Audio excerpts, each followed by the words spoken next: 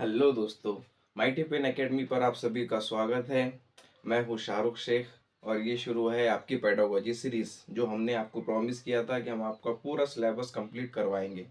आज की इस वीडियो में हम देखने वाले हैं chapter theory of cognitive development, Jean पियाजे की। थ्योरी ऑफ कॉग्निटिव डेवलपमेंट जो जीन पियाजे ने दिए थे, ये सीटेट के अंदर सबसे ज़्यादा इम्पोर्टेंट थ्योरी है। अगर हम ये माने कि सीटेट का सिलेबस एक शरीर है, तो जीन पियाजे की थ्योरी ऑफ कॉग्निटिव डेवलपमेंट उसका दिल है। हर एग्जाम के अंदर हर बार इस थ्योरी से 2 से 3 या 4 क्वेश्चन हमेशा पूछे गए हैं। तो आपको ये थ्योरी बिल्कुल पक्की करनी है, बिल्कुल ध्यान से इस लेक्चर को अटेंड करना है। ये लेक्चर शुरू करने से पहले मैं आपको एक बात बताना चाहूँगा कि हम ये जो वीडियोस अपलोड कर रहे हैं, तो अभी आपको हमेशा रोज शाम को 7 बजे शार्प, 7 o'clock शार्प ये वीडियोस अपलोड हो जाया करेंगे। तो आप रेडी रहा करो। शाम को 7 बजे डायरेक्ट अपने वीडियो अपलोड हो जाया करेंगे, आप इनको अटेंड कर सकते। और हम आपका सिलेबस पूरा करवा कर देंगे। आप इस चैनल को सब्सक्राइब कीजिए और चैनल को सब्सक्राइब कीजिए, वीडियो को लाइक कीजिए और अपने दोस्तों के साथ में इसे आगे शेयर कीजिए। तो चलिए शुरू करते हैं। जीन पियाजे थ्योरी ऑफ कॉग्निटिव डेवलपमेंट। हमने देखे थे कि डेवलपमेंट के अलग अलग डोमेन्स होते हैं, जिस तरीके से physical, cognitive, social, emotional, moral. तो इसमें जीन पियाजे ने कहा था कि बच्चे का कॉग्निटिव डेवलपमेंट किस तरीके से होगा, उसकी एक थ्योरी दिए थे। तो कॉग्निटिव जहां पर भी आया तो एक बात याद रखना कि कॉग्निटिव रिलेटेड होता होता है हमारे ब्रेन से, हमारे माइंड से, हमारे थॉट से, हमारी सोच से, कि बच्चे का दिमाग, बच्चे की सोच किस तरीके से विकसित होंगी, किस तरीके से डेवलप होंगी, उसके बारे में ये थ्योरी दी गई है। अब जीन पियाजे के बारे में थोड़ी सी मालूमात मैं आपको देना चाहूँगा। जीन पियाजे ये एक बहुत ही ज़हीन इंसान थे, एक साइकोलॉजिस्ट थे, स्विट्जरलैंड के रहने वाले थे, स्विस साइकोलॉजिस्ट थे। जीन पियाजे स्विट्जरलैंड से थे। इन्होंने चाइल्ड साइकोलॉजी में बहुत सारा काम किया है, बहुत सारी रिसर्च है इनकी, इसलिए इन्हें फादर ऑफ चाइल्ड साइकोलॉजी भी कहा जाता है। Father of child psychology.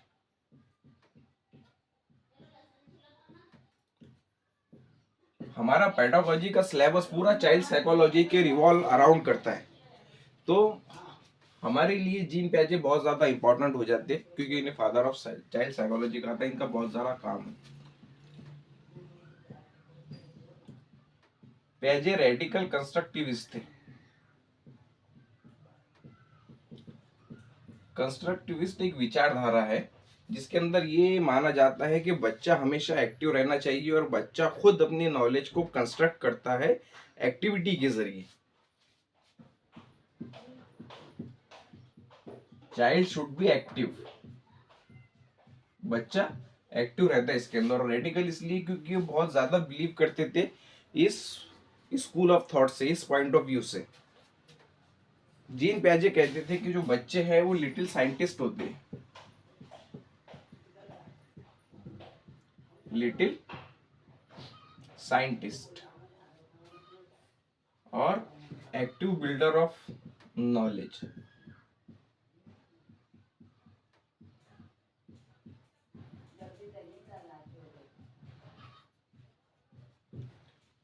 बच्चे हमेशा कुछ ना कुछ एक्टिविटी करते रहेंगे, कुछ ना कुछ जिज्ञासा रहेंगी उनके अंदर। उनको ये जानने की ख्वाहिश रहेंगी कि ये चीज किस तरीके से होती, ये एक चीज किस तरीके से होती।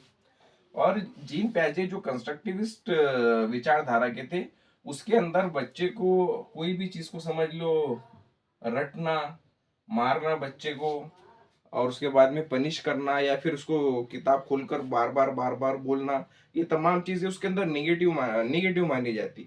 और हमारे एनसीएफ के करिकुलम के अंदर भी ये तमाम चीजें निगेटिव मानी जाती। बच्चे को सेंटर में रखना, सेंटर में रखना मतलब बच्चे के अराउंड पूरा करिकुलम डेवलप करना, बच्चे को एक्टिव रखना, ये तमाम बातें इस विचारधारा के अंदर है और हमारे एनसीएफ नेशनल करिकुलम फ्रेमवर्क के अंदर भी है। पियाजे हेरिडिटी को इम्पोर्टेंस देते थे। पियाजे का कहना था कि हेरिडिटी बच्चे के डेवलपमेंट में बहुत जरूरी होती है। पैजेट डेवलपमेंट को डिसकंटिन्यूअस मानते थे, ये बहुत इंपॉर्टेंट पॉइंट है। पैजेट डेवलपमेंट को डिसकंटिन्यूअस मानते थे।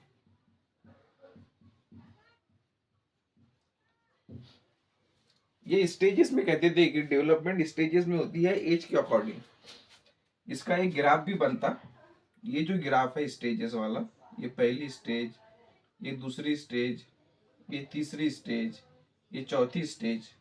तो ये पैजे के हिसाब से डेवलपमेंट का सही प्रोग्रेशन है। अब डेवलपमेंट जब कंटिन्यूस रहेंगे तो कंटिन्यूस का ग्राफ कुछ इस तरीके से बनेगा, इस तरीके से बनेगा, इस तरीके से बनेगा। अब क्वेश्चन अगर कभी आपको आया कि प्याजे के हिसाब से डेवलपमेंट का प्रोग्रेशन, डेवलपमेंट किस तरीके से होती है, ये चार ऑप्शन दिए रहे ए बी सी डी, तो ये गलत, ये गलत, ये भी गलत और ये सही रहेगा। ठीक है, प्याजे ने डेवलपमेंट को डिसकंटिन्यूअस माना था, हेरिडिटी को इंपॉर्टेंस दिया था।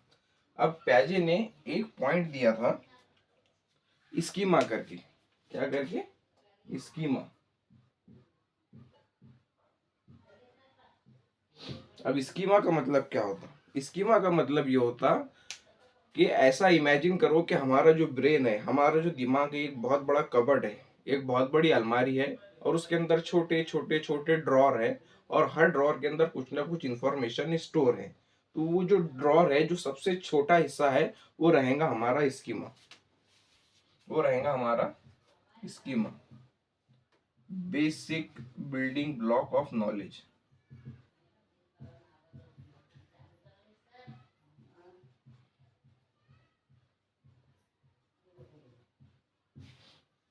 अब हम आगे चलेंगे और स्कीमा के आगे के पॉइंट्स देखेंगे, बहुत ध्यान से देखना है। अब इसके आगे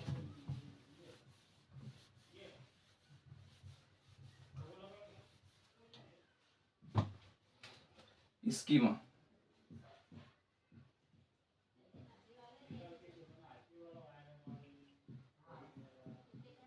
बिल्डिंग ब्लॉक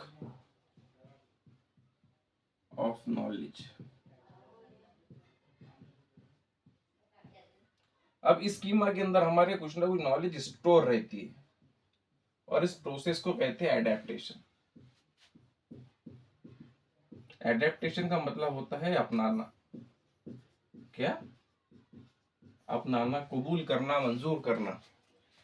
अब मैं आपको एक वर्ड कहूंगा, और वो वर्ड कहने के बाद में आप देखो कि आपके दिमाग में कोई पिक्चर बनती है या फिर नहीं बनता है कुछ। मैंने आपको कहा डायनासोर, आंखें बंद करो, तो आप सबके दिमाग के अंदर एक डायनासोर की इमेज आई होंगी। आप सबके दिमाग के अंदर इसका स्कीमा पहले से ही मौजूद है, स्टोर है। एक बहुत बड़ा कबर्ड है, उसके अंदर एक ड्रॉर है, और ड्रॉर के अंदर डायनासोर की इमेज जो है वो मौजूद है। इसे कहते हैं एडेप्टेशन। अब एडेप्टेशन के भी दो टाइप रहते हैं, एक है एसिमिलेशन और दूसरा है अकोमोडेशन।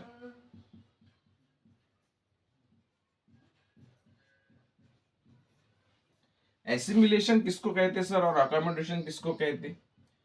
जो स्कीमा हमारे दिमाग के अंदर मौजूद है उसको जैसे कि वैसे ही अपना लेना, एज इट इज, उसको कहेंगे एसिमिलेशन। और उसके अंदर थोड़ा सा चेंज कर कर हमने उसे अपनाया तो उसको कहेंगे अकोमोडेशन। थोड़ा सा चेंज करे, थोड़ा सा मॉडिफाई करे तो उसको कहेंगे अकोमोडेशन। अब आपको ये ऐसे समझ में नहीं आएगा, मैं इसका एक एग्जांपल देता हूँ आपको। अब इमेजिन करिए कि एक छोटा बच्चा है और उसकी मम्मी ने उसको एक डॉगी बताए, एक डॉगी बताए, और उसको बोले कि देखो बेटा ये एक डॉगी है, इसके चार पैर रहते, एक पूंछ रहती, इसके दो कान रहते, ये एक डॉगी है। और वो डॉगी था रेड कलर का। बच्चे ने रेड कलर का डॉगी देखा, फिर उसका जो दिमाग का जो कवर्ड था उसके अंदर एक ड्रॉर है स्कीमा, उसके अंदर ये जाकर स्टोर हो गया कि ये एक डॉगी है जिसके चार पैर रहते, एक पूंछ रहती, दो कान रहते। फिर दूसरे दिन उस बच्चे ने एक व्हाइट कलर का डॉगी देखा, एक व्हाइट कलर का डॉगी देखा, तो उसने उसको जैसे कि वैसे ही अपने दिमाग में स्टोर कर लिया कि भाई ये भी डॉगी है, और जो दूसरा था ये भी एक डॉग है, ये भी एक डॉगी है, कुत्ता है। उसने उसको जैसे कि वैसे स्टोर कर लिया तो वो हो गया एसिमिलेशन।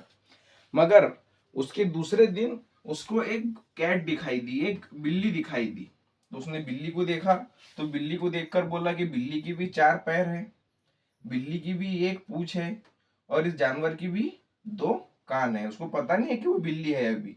उसने देखा कि इसकी भी 4 पैर है, इसकी भी एक पूंछ है, इसकी भी 2 कान है। तो उसने उसको मम्मी को बोला कि देखो मम्मी, ये डॉगी जा रहा है करके। उसके मम्मी ने उसको बोले कि बेटा ये डॉगी नहीं है, ये कैट है। क्यों?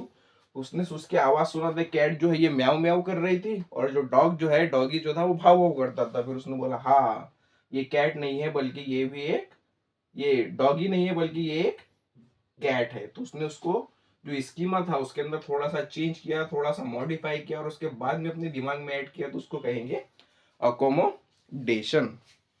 ठीक है, ये समझ में आ गया आपको? ज्यादा सिंपल रखना है, इसको कॉम्प्लिकेटेड करना नहीं है।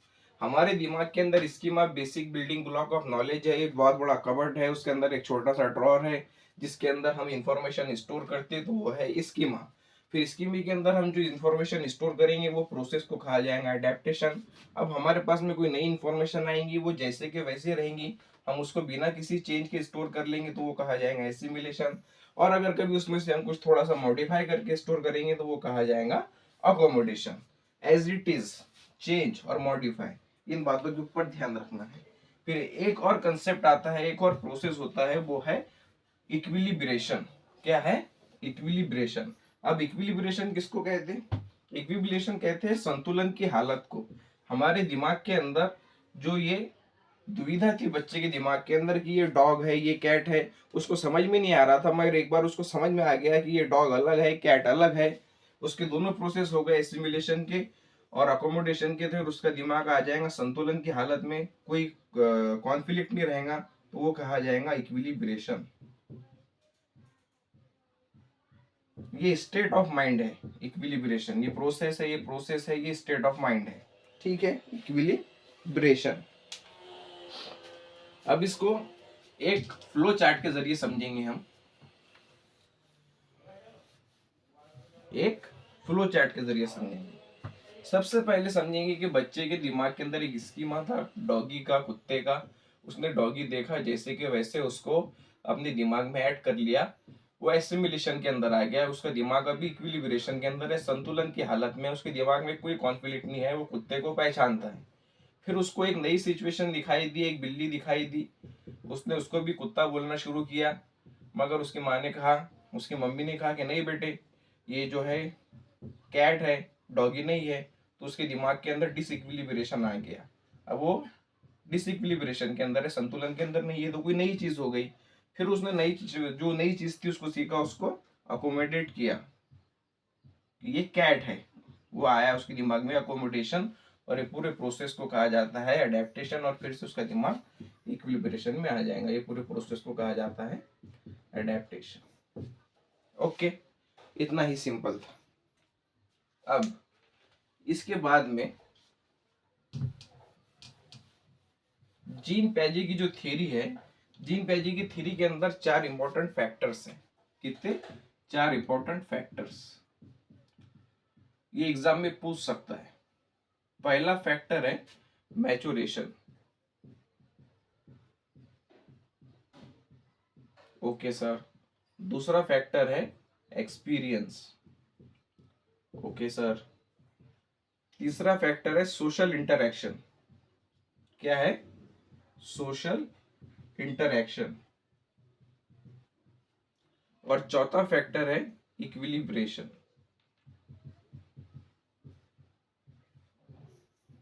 अब जो जीन पियाजे थे वो हेरिडिटी को इंपॉर्टेंस देते हैं। उनका कहना था कि बच्चा उसकी एज के हिसाब से सीखेगा, जैसे जैसे उसकी एज बढ़ेगी वैसे वैसे उसकी दिमागी क्षमता और समझने की कुव्वत और सलाहियत भी बढ़ेंगी। और हमने मैचुरेशन को समझा था कि मैचुरेशन हेरिडिटी के हाईली रिलेटेड रहता है। जब बच्ची की एज आती है तब उसके अंदर जो काबिलियत रहती है वो अनफोल्ड होती है, बाहर आती है। इसलिए मैचुरेशन एक फैक्टर है। एक्सपीरियंस, पैजे का कहना था कि बच्चा जो है वो एक्टिविटी करके सीखेगा, कोई भी चीज को कंस्ट्रक्ट करेगा, अपनी नॉलेज को खुद कंस्ट्रक्ट करेगा, इसलिए ये एक्सपीरियंस। सोशल इंटरेक्शन, सोसाइटी के साथ में भी इंटरेक्ट करेगा। और इक्विलिब्रेशन, पूरा एसेम्बलेशन, अकोमोडेशन और एडेप्टेशन का जो प्रोसेस अपन ने देखे वो इक्विलिब्रेशन। अब इसमें से एक इंपॉर्टेंट बात यह है कि पियाजे ने सोशल इंटरेक्शन को बहुत कम महत्व दिया है। सोशल इंटरेक्शन को बहुत कम महत्व दिया है पियाजे ने। इसलिए अगर कभी आपको एमसीक्यू से आ गया कि ये चारों पॉइंट दिए हुए हैं और पियाजे ने कि सबसे कम महत्व किसको दिया, तो कहा क्या कहेंगे आप, सोशल इंटरेक्शन को कम महत्व दिया, कम इंपॉर्टेंस दी है करके। अब इसके बाद आपको अगर कभी ये याद रखना है, आपको अगर कभी ये याद रखना है कि ये चार कौन से थे, तो इसको याद करने के लिए एक निमोनिक डिवाइस देता हूं मैं आपको, एक निमोनिक डिवाइस। निमोनिक डिवाइस मतलब क्या, पहला पहला जो वर्ड है, पहला पहला जो अल्फाबेट है वो ले लो, मैचुरेशन, एक्सपीरियंस, सोशल इंटरेक्शन और इक्विलिब्रेशन, MESE, MESE। और एक बहुत अच्छे फुटबॉल प्लेयर है, उनका नाम था मेसी, तो मेसी का नाम याद रखना। M से मैचुरेशन, E से एक्सपीरियंस, S से सोशल इंटरेक्शन और E से इक्विलिब्रेशन। ओके, अब इसके बाद में आता है पियाजे का सबसे इंपॉर्टेंट पॉइंट, जिसमें से सबसे ज्यादा एमसीक्यूज बनते, और वो है 4 स्टेजेस ऑफ कॉग्निटिव डेवलपमेंट। क्या है, 4 स्टेजेस ऑफ कॉग्निटिव डेवलपमेंट। जो बच्चे का विकास होता दिमाग का, वो पियाजे ने कहा था कि 4 स्टेजेस के अंदर होगा। पहली स्टेज को पियाजे ने कहा था sensory motor stage, sensory motor, और ये बच्चे की चलेंगी 0 से 2 साल तक। जब बच्चा पैदा होगा वहां से लेके 2 साल तक सेंसरी मोटर चलेंगी। दूसरी स्टेज को उन्होंने कहा था प्री ऑपरेशनल। क्या कहा था, प्री ऑपरेशनल, और ये 2 से 7 साल तक चलेंगी, जब बच्चा 2 साल से 7 साल तक का रहेगा तब तक। तीसरी स्टेज को उन्होंने कहा था कॉन्क्रीट ऑपरेशनल, कॉन्क्रीट ऑपरेशनल, और ये चलेंगी 7 से 11 साल तक। जब बच्चा 7 साल का होगा तब से लेके 11 साल तक कॉन्क्रीट ऑपरेशनल स्टेज चलेंगी। और चौथी स्टेज को उन्होंने कहा था फॉर्मल ऑपरेशनल, फॉर्मल ऑपरेशनल, और ये चलेंगी जब बच्चा 11 साल के ऊपर हो जाएगा तब, 11 अबव। अब ये चारों स्टेजेस आपको याद रखना है। ऐसे ही याद रखना है कि अगर कभी किसी ने आपको नींद में से उठाकर भी पूछा कि जीन पियाजे की कॉग्निटिव डेवलपमेंट की 4 स्टेजेस क्या है, तो आपने बोलने को होना sensory motor, pre operational, concrete operational, formal operational. Sensory motor 0 से 2 साल तक, प्री ऑपरेशनल 2 से 7 साल तक, कॉन्क्रीट ऑपरेशनल 7 से 11 साल तक, फॉर्मल ऑपरेशनल 11 साल के अबव। सर इसका भी कोई निमोनिक डिवाइस बताओ हमको याद करने के लिए। तो सेंसरी मोटर का S, प्री ऑपरेशनल का P, कॉन्क्रीट ऑपरेशनल का C और फॉर्मल ऑपरेशनल का F, SPCF। एक बार मेरे पीछे बोलो, SPCF, SPCF। Sensory motor, pre operational, concrete operational, formal operational, SPCF। इसका एक अपन सेंटेंस बना देंगे ताकि आप कभी भी भूल ना पाओ इसको। Some people can't forget, some people can't forget, some people can't forget, कुछ लोग भूल नहीं सकते। Some people can't forget, sensory motor, pre operational, concrete operational, formal operational, ये याद रखना कि कुछ लोग भूल नहीं सकते। Some people can't forget, sensory motor, pre operational, concrete operational, formal operational, ये याद रखने का तरीका है। ठीक है, अब आपको ये चारों स्टेज समझ में आ गई होंगी कि पियाजे ने क्या कहा था। तो जब बच्चा सेंसरी मोटर स्टेज में रहेगा तब उसके अंदर कुछ ना कुछ डेवलपमेंट होंगी, हम आगे चलकर वो देखेंगे। फिर इसमें कुछ होंगी, इसमें कुछ होंगी, इसमें कुछ होंगी, और हर एज के अंदर बच्चा अलग तरीके से बिहेव करेगा। ठीक है, चलो फिर अब हम सेंसरी मोटर देखते हैं कि सेंसरी मोटर के अंदर क्या होता है, और इसके पढ़ने में बहुत मजा आता है। अभी आप देखोगे। तो पहली स्टेज है सेंसरी मोटर,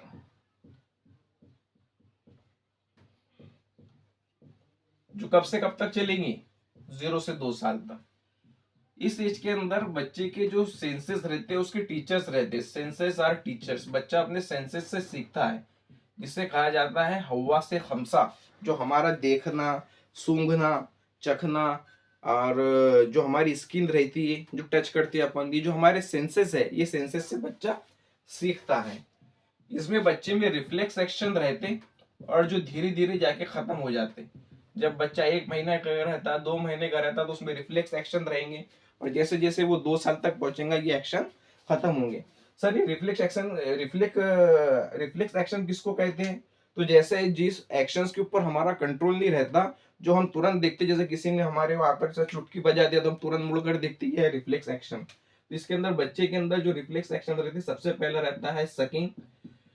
बच्चा जो अपना खाना वगैरह खाता, दूध वगैरह पीता, ये सकिंग के जरिए ही करता है। उसके मुंह के अंदर तुम कोई भी चीज दे देंगे तो वो सक करना शुरू कर देता। फिर दूसरी चीज है रूटिंग। बच्चे के तुम गाल पर टच करो, जब बच्चा छोटा रहता है तो जो गाल के ऊपर तुम टच करेंगे वो डायरेक्शन के अंदर उसका मुंह घुमा देता है, उसको लगता है कि उधर से मुझे खाना मिलने वाला है कर, रूटिंग। और तीसरा है ग्रेस्पिंग। बच्चे की जो मुट्ठी रहती है, बच्चा वैसे खुली रहती है, तुम उसके अंदर अपनी उंगली देते हो तो बच्चा ऐसी मुट्ठी बंद कर लेता, ये उसका रिफ्लेक्स एक्शन रहता। और जैसे जैसे बच्चा 2 साल तक के जाता, ये उसके एक्शन खत्म हो जाते, उसमें फिर कंट्रोल आ जाता। ओके। फिर तीसरा है कि इस एज के अंदर बच्चे में गोल डायरेक्टेड बिहेवियर आता है करके। क्या आता है? गोल डायरेक्टेड बिहेवियर। गोल डायरेक्टेड बिहेवियर का क्या मतलब हुआ सर? इसके अंदर बच्चा ये समझ जाता है कि मुझे एक काम करना है और वो काम करने के लिए बच्चा एक्शन लेता। इसका एग्जाम्पल ये है कि आपने बच्चे का एक खिलौना लिए और खिलौने को नीचे रखने के बाद में उस पर एक ब्लैंकेट डाल दिए। अब बच्चे को उस खिलौने से खेलना है, उसने आपको वो देखा ब्लैंकेट के नीचे खिलौना छुपाते हुए, तो वो बच्चा आएगा, उसके बाद में ब्लैंकेट को हटाएगा, अपना खिलौना उठाएगा और उससे खुद खेलेगा। उसने अपना एक गोल सेट किया कि मुझे खिलौना उठाना है और उससे खेलना है, फिर उसके वास्ते उसने एक्शन लिया, तो बच्चे में गोल डायरेक्टेड बिहेवियर आता है। इस एज के अंदर बच्चे में डिफर्ड इमिटेशन आता। क्या आता है? Deferred imitation. बच्चा नकल उतारता इस स्टेज के अंदर। क्या उतारता? नकल उतारता। वो भी कैसे नकल उतारता? जो चीज इसने देखा उसको कॉपी करना है, फिर जो चीज उसने देखा था वो निगाहों के सामने नहीं है, फिर भी उसको कॉपी करता। अब एक बच्चा है सेंसरी मोटर स्टेज में, उसने उसके बड़े भाई या बड़ी बहन को देखा कि वो फनी फेस बना रही थी, उसको चिढ़ा रही थी तरह तरीके के चेहरे बना के, जैसे ऐसे करके। फिर दूसरे दिन जब वो नहीं भी मौजूद है, उसका भाई या उसकी बहन, तो उसकी मम्मी के पास में जाता है और ऐसे इसके फेस बनाकर चढ़ाता है मम्मी को। तो ये इमिटेशन कर रहा है बच्चा। ठीक है। इसके बाद में बच्चे में इस एज में ऑब्जेक्ट परमानेंस भी आ जाता। Object permanence. Sir object permanence किसको कहते हैं? ऑब्जेक्ट परमानेंस का मतलब होता कि out of sight out of world. जब बच्चा छोटा रहता, अर्ली स्टेजेस के अंदर, तो उसको ऐसा लगता है कि जो चीज मेरी निगाहों के सामने नहीं है वो इस दुनिया से गायब हो गई। अब जब हम बच्चे के साथ में पीकाबू वाला गेम खेलते, तो जब पप्पा ऐसा करते, बोलते पीकाबू, तो जब वो चेहरा छुपाते तो बच्चे को ऐसा लगता कि मेरे पप्पा भी इस दुनिया के से मतलब गायब हो गए, वो यहाँ पर नहीं है। और जैसे ही हटाते तो फिर उसको लगता है कि ये तो वापस आ गए, फिर छुपाते वो लगता गायब हो गए, फिर हटाते उसको लगता है वापस आ गए। मगर इस एज के अंदर बच्चे को ये समझ में आ जाता, जब वो 2 साल का होने को आता, तब तक कि जो चीजें मेरी निगाहों के सामने से गायब हो गई वो इस यूनिवर्स में कहीं ना कहीं मौजूद है। मतलब फिर वो बेवकूफ नहीं बनता, फिर समझ में आ जाता उसको। तो ऑब्जेक्ट परमानेंस बच्चा अचीव कर लेता।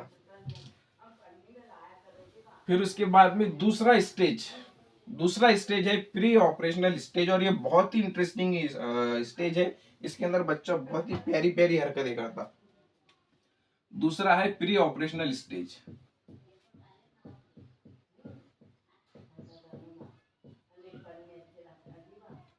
2 से 7 साल तक के बच्चा इसमें सीखता है, सॉरी, 2 से 7 साल इसकी रेंज है। इस ये रेंज के अंदर बच्चे के अंदर सबसे पहले आता है सिंबॉलिक थॉट।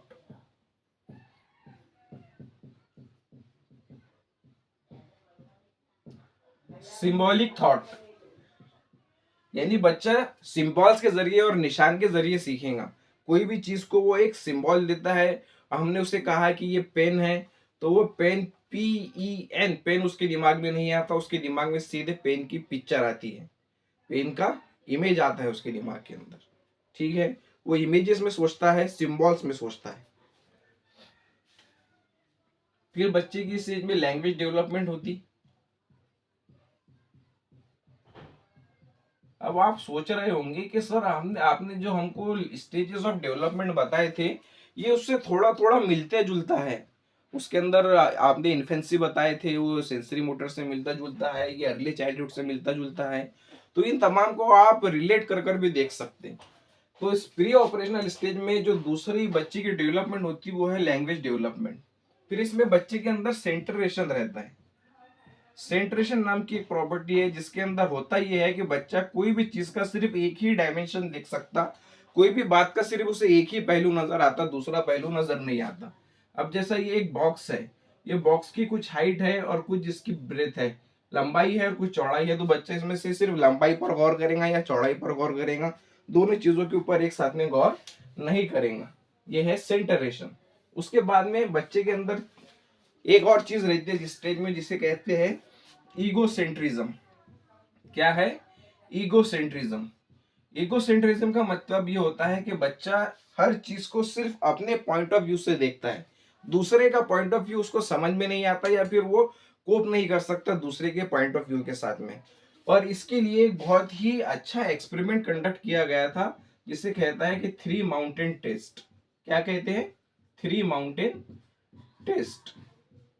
एक प्लास्टिक मॉडल के ऊपर 3 पहाड़ियां बनाई गई थी और एक बच्चे को एक तरफ बिठाए थे और एक दूसरे एंगल के ऊपर एक गुड़िया को बिठाए थे और बच्चों को पूछे थे कि ये जो गुड़िया है इसको क्या नजर आ रहा है। तो जो इनका एंगल था देखने का, वहां से इनको 3 पहाड़ नजर आ रहे थे, मगर जो गुड़िया का एंगल था वहां से उसको कुछ अलग दिख रहा था। मगर बच्चे बता वही रहे थे जो उनको नजर आ रहा था। मतलब बच्चा किसी दूसरे के पॉइंट ऑफ व्यू से चीजों को नहीं देख सकता, सिर्फ अपने ही पॉइंट ऑफ व्यू से चीजों को देखता है। उसमें आता है इगोसेंट्रिज्म। इसके अंदर बच्चों में एनिमिज्म रहता है। क्या रहता है? एनिमिज्म।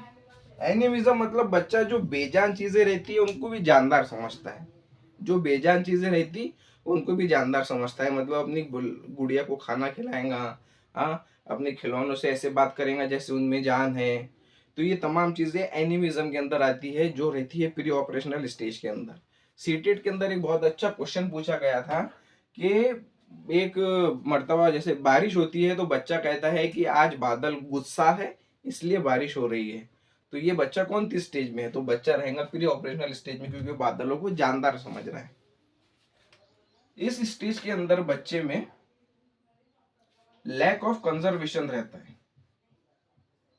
Lack of conservation.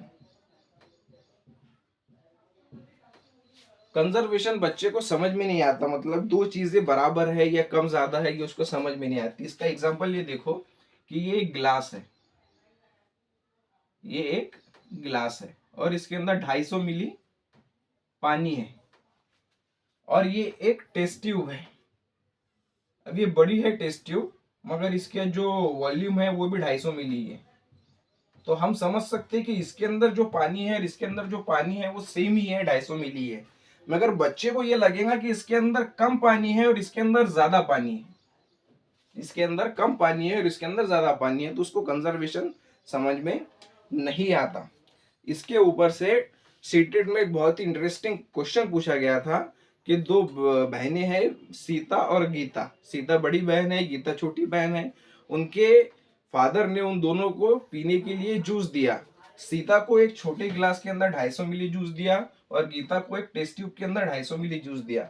तो गीता ने अपनी बड़ी बहन से कहा कि जो पापा है वो मुझसे ज्यादा प्यार करते इसलिए उन्होंने मुझे ज्यादा जूस दिया और तुम्हें कम जूस दिया। तो बताओ कि गीता की गीता कॉग्निटिव डेवलपमेंट की कौन सी स्टेज में है पियाजे के हिसाब से?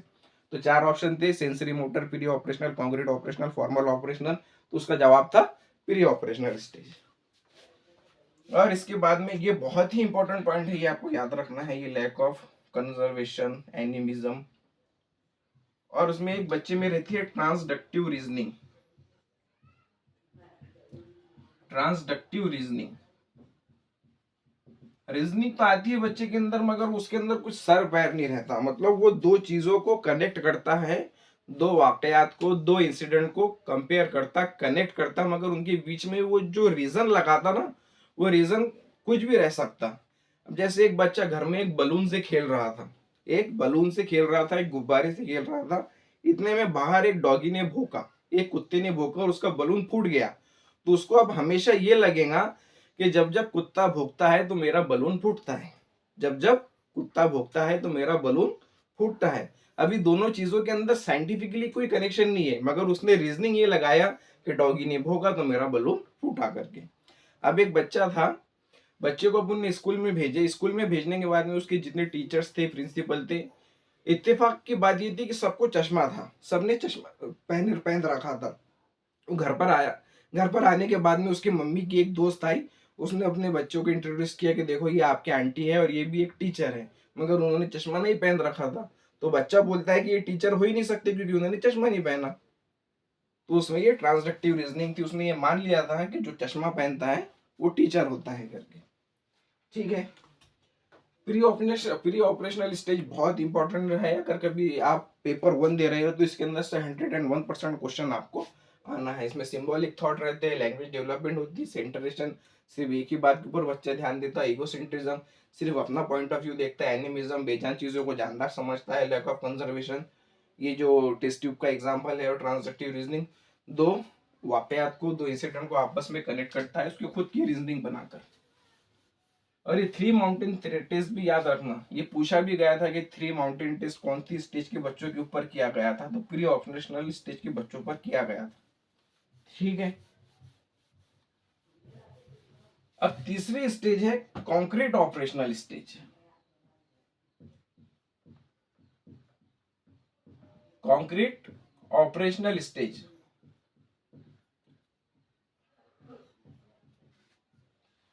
इस स्टेज में बच्चे 7 से 11 साल की उम्र में रहते हैं और बच्चे स्कूल में आ जाते हैं इस स्टेज में। इस स्टेज के अंदर बच्चों में लॉजिकल थिंकिंग डेवलप होती है। अब बच्चे सोचने लगते, लॉजिक इनको समझ में आता, मगर वही लॉजिक जो कॉन्क्रीट हो। कॉन्क्रीट मतलब जिसको ये देख सकते, जो इस दुनिया में है, जो इनके सामने है। जैसे मैंने कहा कि मेरे पास में 5 चॉकलेट थे, जिसमें से 2 चॉकलेट मैंने सोनू को दे दिए, तो अब मेरे पास कितने चॉकलेट रहेंगे? तो रहेंगे 3। इस तरीके की रीजनिंग, इस तरीके का लॉजिक बच्चे इस एज में समझ सकते। कॉन्क्रीट लॉजिक बच्चे इस एज में समझ सकते। इस एज में बच्चों में डिसेंटरेशन आ जाता है। क्या आता है? डिसेंटरेशन। मतलब अब बच्चे ये भी समझ सकते हैं कि ये बॉक्स है तो उसकी एक लेंथ भी होंगी और एक ब्रेथ भी होंगी, एक लंबाई भी होंगी और एक चौड़ाई भी होंगी। 2 पॉइंट जो है वो चीजें समझ सकते हैं। फिर उसमें लैक ऑफ ईगोसेंट्रिज्म। ईगोसेंट्रिज्म इस एज के अंदर कम हो जाता है, बच्चे दूसरे का पॉइंट ऑफ व्यू समझना शुरू कर देते। फिर कंजर्वेशन अचीव्ड, इस एज में बच्चों को समझ में आ जाता है कि अगर कभी कोई टेस्ट ट्यूब बड़ी है, कोई गिलास छोटा है, तो दोनों के अंदर जो पानी का लेवल रहेगा वो दोनों भी सेम रहेगा, अलग अलग नहीं रहेगा। ये बच्चों को इस एज में समझ में आ जाता। जो एग्जाम्पल मैंने आपको पीछे बताया था गिलास वाला, तो बच्चों को इस चीज के अंदर ये समझ में आ जाता। और इसके बाद में बच्चों में रिवर्सिबिलिटी आ जाती। बच्चे रिवर्स में सोचना शुरू कर देते। जैसे अगर हमने बच्चों को बताया कि 5 + 3 ये 8 होता है, तो बच्चा ये सोच सकता कि 8 - 3 = 5 होगा। अब ये क्वेश्चन आपको बन जाएगा ऐसा कि टीचर ने पूनम को बताया कि 5 + 3 = 8, तो पूनम ने कहा कि सर 8 - 3 = 5 होगा, हम इस स्टेटमेंट पर से कह सकते। तो पूनम प्याजे की कौन सी स्टेज में है डेवलपमेंट की? तो उसका जवाब होगा कॉन्क्रीट ऑपरेशनल स्टेज। अब इस स्टेज के अंदर बच्चे में इंडक्टिव रीजनिंग आ जाती। क्या आ जाती? Inductive reasoning. मतलब पहले जो वो 2 इंसिडेंट्स थे उनको किसी भी तरीके से अपने दिल की रीजनिंग लगाकर अचीव, मतलब कनेक्ट कर रहा था। अब वो सही रीजन लगाने लग जाता, उसको समझ में आ जाता है कि भाई डॉगी ने भोगा तो मेरा गुब्बारा नहीं फूटा, बल्कि उसको साइंटिफिकली जो रीजनिंग है वो समझ में आ जाती है। जैसे कि धूप है तो कपड़े सूखेंगे, धूप है तो कपड़े सूखेंगे, ये चीजें उसको समझ में आ जाती। और इसमें बच्चे में सीरिएशन आता। क्या आता है? सीरिएशन। मतलब बच्चा इस एज के अंदर चीजों को सीक्वेंस और सीरीज से लगाना शुरू कर देता। अगर एक बच्चा है, वो बच्चे को मैंने ये स्टिक दिया अलग अलग हाइट की, तो वो उनको सीरीज में लगाकर अरेंज कर लेगा, ये छोटी, ये उससे बड़ी, ये उससे भी बड़ी और ये सबसे बड़ी। अब इसका क्वेश्चन ऐसा बन सकता कि सूरज को 4 लकड़ियां दी गई, 4 स्टिक्स दी गई, और उसने उन चारों स्टिक्स को अपनी अपनी चढ़ते क्रम के अंदर लगा लिया, सीरीज की हाइट के हिसाब से अरेंज कर लिया, तो सूरज कौन सी स्टेज में? कंक्रीट ऑपरेशनल स्टेज के अंदर। ओके, कंक्रीट ऑपरेशनल स्टेज भी हमारा हो गया। ये तमाम बातें जो है आप प्री ऑपरेशनल स्टेज के अंदर से भी समझ सकते कि जो बच्चे में प्री ऑपरेशनल स्टेज में नहीं रहता वो इसमें जाकर आ जाता। उसमें सेंट्रेशन रहता है, इसमें डिसेंट्रेशन आ जाता। उसमें ईगो सेंट्रिज्म रहता है, ईगो सेंट्रिज्म खत्म हो जाता। कंजर्वेशन नहीं रहता, इसमें कंजर्वेशन आ जाता। इसी तरीके से ट्रांसडक्टिव रीजनिंग, इसमें इंडक्टिव रीजनिंग, उसमें सीरिएशन नहीं रहता, इसमें आ जाता। उसमें बच्चे रिवर्सिबिलिटी नहीं रहती, इसमें आ जाती। Concrete operational.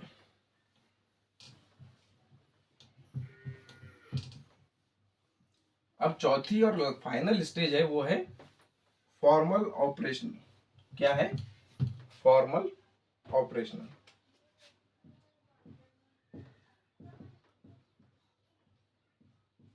अब जो बच्चे पेपर 2 की तैयारी कर रहे हैं उनके लिए ज्यादा इंपॉर्टेंट हो जाता, क्योंकि उन्हें इन बच्चों से डील करना है। और सीटेट भी आपको इसी स्टेज के अंदर से क्वेश्चन डालेंगे। सीटेट इसी स्टेटमेंट के अंदर से आपको क्वेश्चन डालेगा पेपर 2 का, जब पेपर सेट करेगा तब। तो फॉर्मल ऑपरेशनल स्टेज में बच्चे क्या करते, उनमें एब्स्ट्रैक्ट थॉट जो रहता वो आ जाता, एब्स्ट्रैक्ट थिंकिंग। वो कंसेप्ट वो समझना शुरू कर देते जो इस दुनिया के अंदर एब्स्ट्रैक्ट है, मतलब जिनको अपन देख नहीं सकते, जो काल्पनिक है। जैसे बच्चों को हम बता सकते कि जस्टिस क्या होता है, इंसाफ क्या है, डेमोक्रेसी क्या है, लव प्यार क्या है, ये बच्चों को समझना शुरू आ जाता। जो एब्स्ट्रैक्ट थिंकिंग के बच्चे रहते उनमें डेवलप हो जाती है, एब्स्ट्रैक्ट थिंकिंग उनमें डेवलप हो जाती है।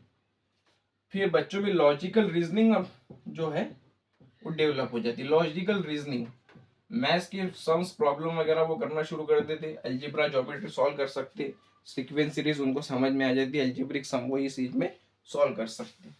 बच्चों में डिडक्टिव रीजनिंग आती, बच्चों में डिडक्टिव रीजनिंग आती, वो एक एक्सपेरिमेंट करके नतीजा निकाल सकते। अब बच्चों को अगर कभी एक्सपेरिमेंट करने के लिए बोला गया कि जो पौधा है ये सूरज की रोशनी इसके ऊपर किस तरीके से असर करती, तो बच्चे पौधे को सूरज की रोशनी में रखेंगे और फिर वो गौर करेंगे कि जिधर जिधर सूरज जा रहा है उधर उधर ये प्लांट मुड़ जा रहा करके। तो उसके ऊपर से एक नतीजा ये निकालते बच्चे, ये कंक्लूजन डिडक्ट करते कि जो सनलाइट है जो प्लांट है उसके डायरेक्शन के अंदर मुड़ता है करके। ठीक है। और इस चीज के अंदर बच्चों में प्री पोजिशनल थॉट आता है। क्या? Prepositional thought. प्रीपोजिशनल थॉट का क्या मतलब रहता? बच्चा जो वर्बल स्टेटमेंट है उसमें से रीजन निकाल सकता, वर्बल स्टेटमेंट्स इसमें से लॉजिक बच्चा समझ सकता।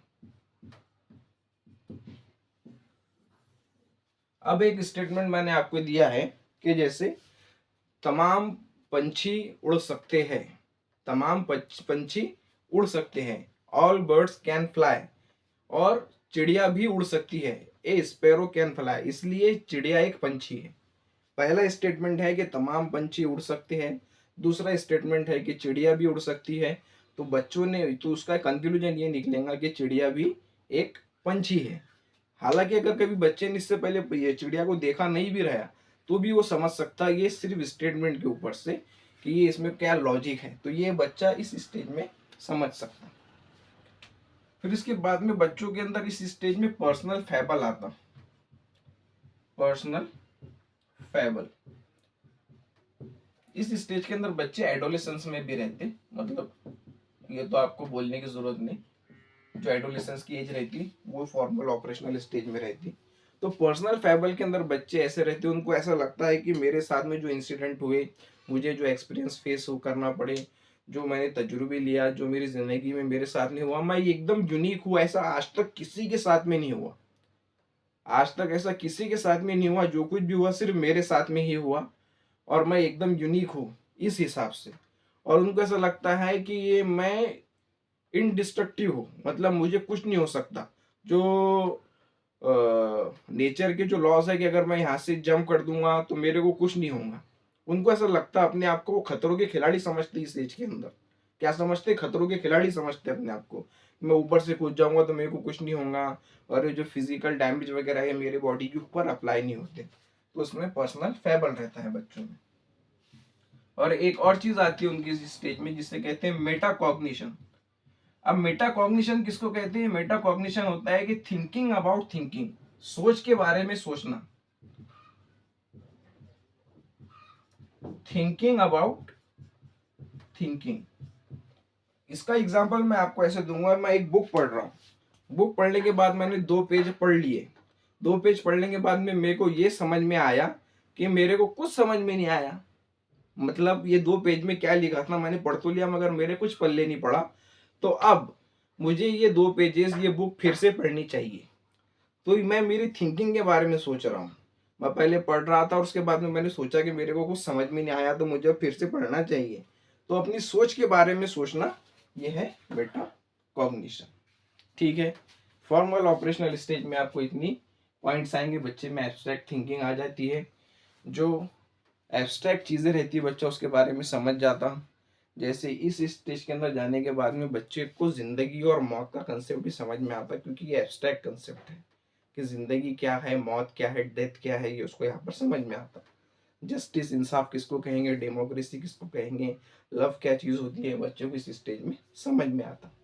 लॉजिकल रीजनिंग डेवलप होती है बच्चे में, डिडक्टिव रीजनिंग, एक्सपेरिमेंट से वो नतीजे निकाल सकता, प्रीपोजिशनल थॉट्स, वर्बल स्टेटमेंट का लॉजिक समझ सकता, पर्सनल फैबल, अपने आप को खतरों का खिलाड़ी समझता, मेटाकॉग्निशन, थिंकिंग के बारे में सोचना, ये तमाम बातें उसमें आ जाती है करके। तो इतनी स्टेजेस थी मिस्टर जीन प्याजे की थ्योरी में। जीन प्याजे बहुत ही जबरदस्त इंसान थे, बहुत जहीन इंसान थे जिन्होंने ये थ्योरी दी है। अब आप सोचो जो बच्चे अगर कभी आपके घर में होंगे तो वो कौन सी स्टेज में है अभी और कौन सी स्टेज में वो कैसा बिहेव करते थे। जीन प्याजे इन्होंने दिए थे कॉग्निटिव डेवलपमेंट की थ्योरी, कॉग्निटिव डेवलपमेंट की थ्योरी दिए थे। डेवलपमेंट को डिसकंटिन्यूअस कहा था, डेवलपमेंट को डिसकंटिन्यूअस कहा था। रेडिकल कंस्ट्रक्टिविस्ट थे, रेडिकल कंस्ट्रक्टिविस्ट थे। प्याजे जो थे उन्होंने बच्चों को लिटिल साइंटिस्ट कहा था और चिल्ड्रन को एक्टिव बिल्डर ऑफ नॉलेज कहा था। प्याजे ने कहा था कि हमारे दिमाग में स्कीमा होता है जो basic building block of knowledge होता है, बिल्डिंग ब्लॉक होता है। स्कीमा के अंदर कोई इंफॉर्मेशन स्टोर की जाती है, उसको एडेप्टेशन कहेंगे। जो चीज़ अपनाई जाती है एडेप्टेशन के अंदर 2 प्रकार उन्हें कहा था, assimilation, assimilation, as it is अपनाने को उन्होंने एसिमिलेशन का नाम दिया था। फिर उन्होंने कहा था अकोमोडेशन, अकोमोडेशन कुछ चेंज कर कर अपनाने को कहा था। और ये दोनों चीजें के अंदर जो संतुलन था उसको उन्होंने कहा था इक्विलिब्रेशन, इक्विलिब्रेशन। उनकी थ्योरी के अंदर 4 फैक्टर हैं। मेसी फुटबॉल प्लेयर अपना अर्जेंटीना का, मेसी। एम से मैचुरेशन, ई से एक्सपीरियंस, एस से सोशल इंटरेक्शन और ई से इक्विलिब्रेशन। इनकी थ्योरी में 4 स्टेजेस थी, 4 स्टेजेस थी। S, S P C F, sensory motor, P से प्री ऑपरेशनल, सी से कॉन्क्रीट ऑपरेशनल और एफ से फॉर्मल ऑपरेशनल। सेंसरी मोटर के अंदर क्या होता, प्री ऑपरेशनल में क्या होता, कॉन्क्रीट ऑपरेशनल में क्या होता, फॉर्मल ऑपरेशनल में क्या होता। सेंसरी मोटर के अंदर बच्चा अपने सेंसेस से सीखता है, उसमें रिफ्लेक्सेशन आते हैं, उसमें डिफर्ड इमिटेशन आता है, उसमें एनिमिज्म रहता है, डिफर्ड इमिटेशन रहता है, सॉरी एनिमिज्म रहता है बच्चे के अंदर इसके अंदर, और गोल डायरेक्टेड बिहेवियर रहता है इस स्टेज के अंदर बच्चे में, और ऑब्जेक्ट परमानेंस आ जाता है। फिर ऑपरेशनल के अंदर बच्चे में सिंबॉलिक थॉट रहता है, सिंबॉलिक थॉट रहने के बाद में बच्चे में सेंटरेशन रहता, लैंग्वेज डेवलपमेंट रहती, उसके बाद में लैक ऑफ कंजर्वेशन रहता, एनिमिज्म रहता और ट्रांसडक्टिव रीजनिंग रहती। कॉन्क्रीट ऑपरेशनल के अंदर बच्चे के अंदर लॉजिक बिगिन हो जाता, मगर वो सिर्फ कॉन्क्रीट लेवल का रहता, डिसेंट्रेशन हो जाता, रिवर्सिबल थिंकिंग आ जाती, इगोसेंट्रिज्म कम हो जाता, इंडक्टिव रीजनिंग आ जाती और सीरिएशन आ जाता, बच्चा सीरीज में लगाना शुरू कर देता। इस स्टेज के अंदर बच्चों के ऊपर 3 माउंटेन टेस्ट किया गया था प्री ऑपरेशनल के अंदर। फॉर्मल ऑपरेशनल के अंदर बच्चे में एब्स्ट्रैक्ट थॉट आ जाते, उसके बाद में लॉजिकल रीजनिंग आ जाती, डिडक्टिव रीजनिंग आ जाती, प्रीपोजिशनल थॉट आ जाता, वर्बल स्टेटमेंट का लॉजिक बच्चा समझ सकता, उसके बाद में बच्चे के अंदर पर्सनल फाइबर रहता और मेटाकॉग्निशन अचीव हो जाता। ये है आपकी पूरी पैजे थ्योरी। मैंने आखिरी के ऊपर थोड़ा सा रिवीजन कर दिया। आपको जब ऐसा रिवीजन करता है आ जाएगा आपकी बुक के ऊपर लिख कर, तब तक आपको ये रिवाइज करते रहना है और पढ़ते रहना है।